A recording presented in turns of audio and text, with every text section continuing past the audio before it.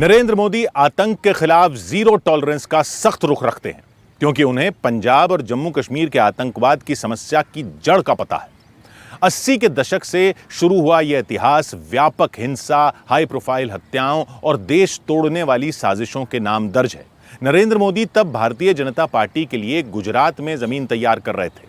1989 के लोकसभा चुनाव में नरेंद्र मोदी के अनोखे प्रचार और कुशल रणनीति ने पहली बार कमाल कर दिखाया था।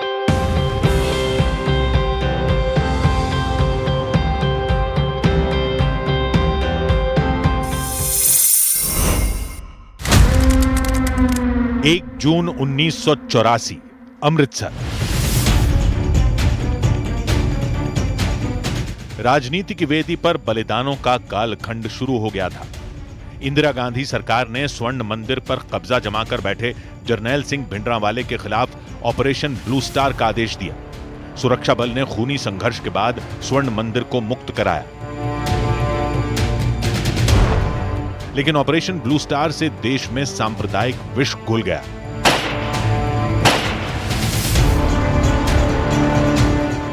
प्रधानमंत्री इंदिरा गांधी की उनके अंगरक्षकों ने जान ले ली।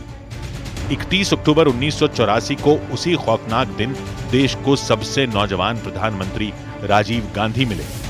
पद संभालने के कुछ महीनों बाद दिसंबर 1984 में लोकसभा चुनाव हुए। 1984 के लोकसभा चुनाव में इंदिरा गांधी की सहानुभूति लहर पर सवार कांग्रेस को 415 सीटें मिली। बहुमत का यह ऐसा आंकड़ा था जो पंडित नेहरू और इंदिरा गांधी को भी हासिल नहीं हुआ था।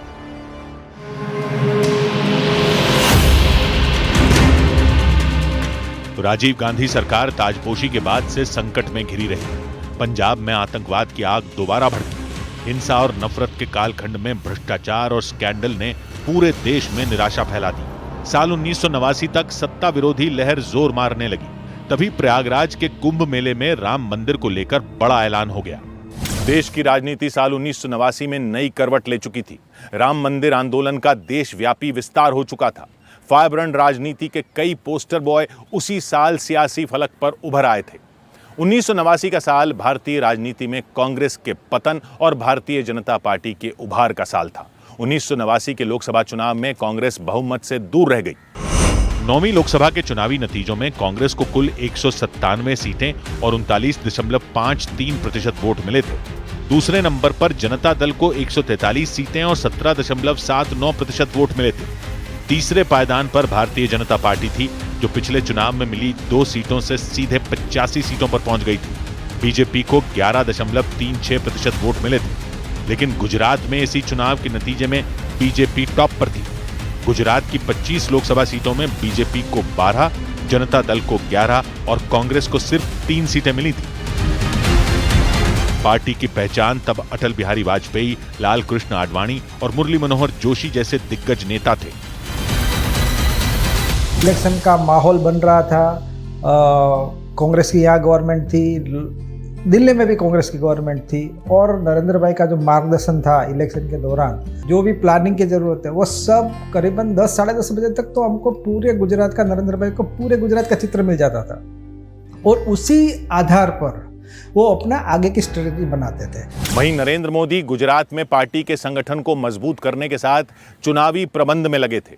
नरेंद्र मोदी की बनाई रणनीति ने आम चुनाव में ऐसा असर दिखाया कि वो बीजेपी के शीर्ष नेतृत्व की नजर में आ गए।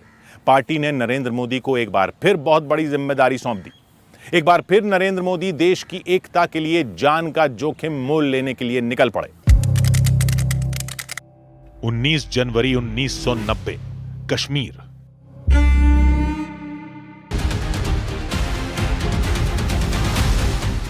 पाकिस्तान प्रायोजित आतंकवाद कश्मीर घाटी में जड़ें जमा चुका था। मुख्यमंत्री फारूक अब्दुल्ला के इस्तीफे के बाद दहशतगर्दों ने कश्मीरी पंडितों को चुन चुनकर मौत बांटनी शुरू कर दी थी।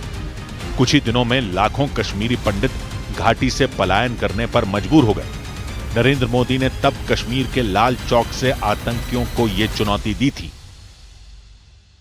लाल चौक में पोस्टर्स लगाए, दीवारों पे लिखा है, जिसने अपनी मां का दूध पिया हो वो श्रीनगर के लाल चौक में आए, आकर के भारत का तिरंगा झंडा फहराएं, और अगर वो जिंदा वापस जाएगा तो आतंकवादी उसे इनाम देंगे।